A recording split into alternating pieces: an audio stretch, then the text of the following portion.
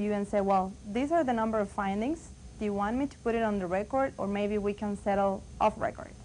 And that will mean that you can invite them for lunch or dinner, or maybe you can give them some money. But that is never an option. We're not going to offer money, so that things will go slower than it usually does. Besides knowing what you cannot give, it is important to know what you cannot receive. At GE Lighting in Hungary, a packaging supplier offers a group of employees and their families a 3-day cruise on the Adriatic.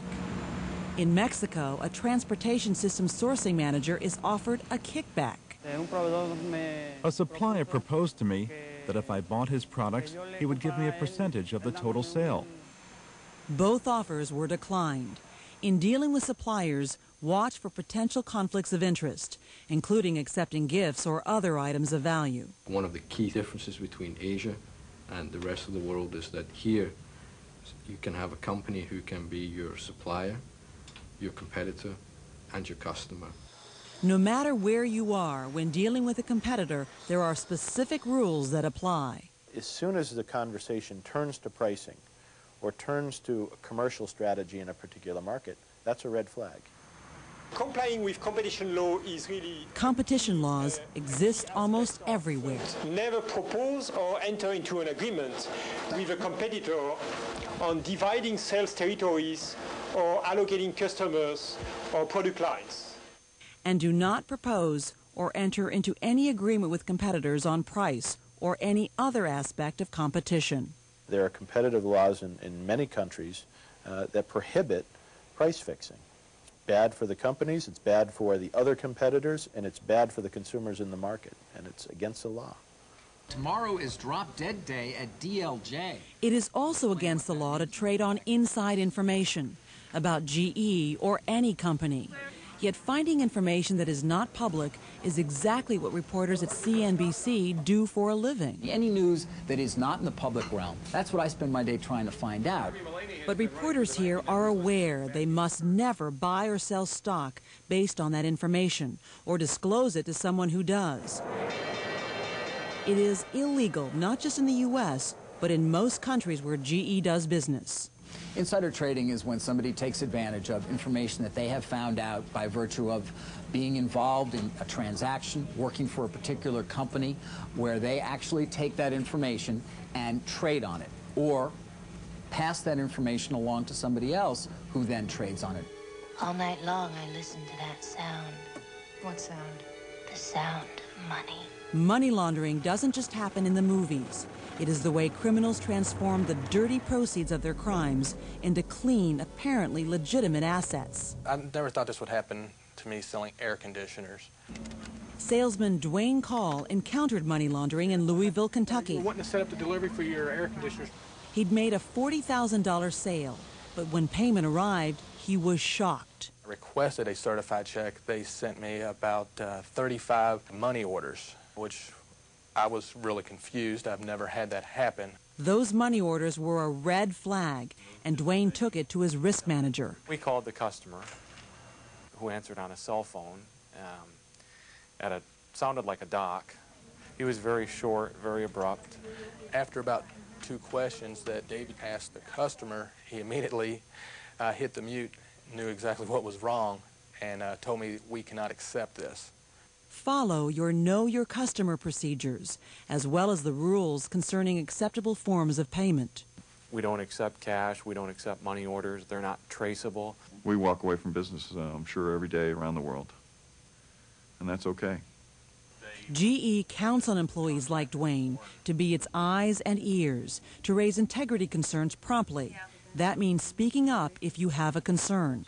If we notice a behavior or something that should raise a concern and could have serious consequences for the company and for our jobs, it is our duty to raise it so that we can deal with the problem. Often it's best to start with your supervisor or a manager. But if for any reason you are not comfortable with that or dissatisfied with the answer that you get, then please, by all means, raise it with your company legal counsel or an ombudsperson, either in your business or at corporate headquarters. We don't say report a violation because we don't know whether it's a violation. It's report a concern and just get it into the proper process. I've had a particular vendor that's approached me and... The process may be as simple as an ombudsperson answering a question. Sometimes an investigation is necessary. A team is assembled to determine the facts. If a violation of law or of the policies is found, action is taken. But in some cases, it's the management you need to challenge, and that may not feel easy. It's a willingness to speak up and a willingness to hang on and trust that the system will work that we all need to emulate. Zhigang Qin had that commitment. He is the Environment, Health and Safety Manager at GE's Jiaobao Lighting in Shanghai. When GE bought the business, acid was leaching into the ground, water was being polluted, working conditions were unsafe. GE set about modernizing and cleaning up, carrying out the integrity policy known as EHS. It calls for providing safe and healthy working conditions and avoiding harm to the environment. EHS is not just an important program of GE. There are also applicable provisions regarding this in China's laws and regulations. Still, when Jiaobao was not turning a profit, the local manager refused to release funds for needed environmental improvements. They felt like in order to make the number that they weren't going to be able to invest in required EHS expenditures. Qin was so frustrated he considered quitting. At that time, I really want to find a chance to find another job. But he did not quit. He elevated his concerns to higher management. They're very supportive of my ideas. They asked me to hang in there, so they said they will help me to solve the problems. Qin did hang in. Today, there is new management at Jiaobao, and Qin's team is making EHS improvements. Pollution is reduced, the river is cleaner, safety rules are enforced. They did what we all need to do, which is take it as part of your job to make the policies come true. There will never be any retaliation against someone who comes forward. Indeed, the act of coming forward and helping us to look at things is one of the fundamentals of citizenship in this company and very, very important.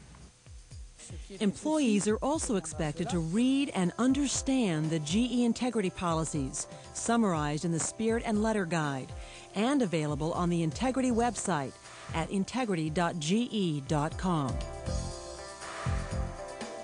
GE demands a lot of its employees: speed, quality, business success, as well as a personal commitment to the highest ethical standards. And no one is more fierce in his dedication to integrity than GE's chairman, Jack Welch. For more than a century, GE people have created a priceless asset: the company's worldwide reputation for integrity. Nothing, not making the numbers, not direct orders from a superior, not some customer service, nothing is more important, nothing, than doing the right thing. Remember, GE's reputation is always in your hands. Guard it carefully and share the pride in being part of the greatest company in the world.